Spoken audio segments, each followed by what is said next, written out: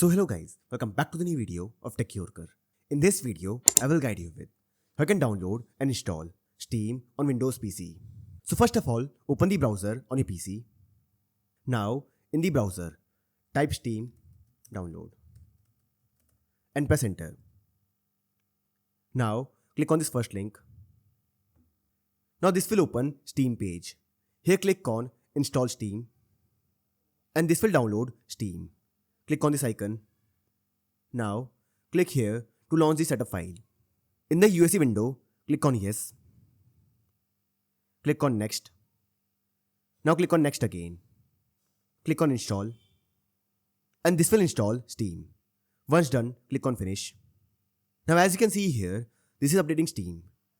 Wait until the process completes. Now once the process is completed, Steam will launch on your PC. Now here, sign in with your account name and password. Now once you log into your account, you will see the screen. You can close it. Now from here, you can install the games. So this way you can download and use Steam on Windows. So I hope you find this video useful.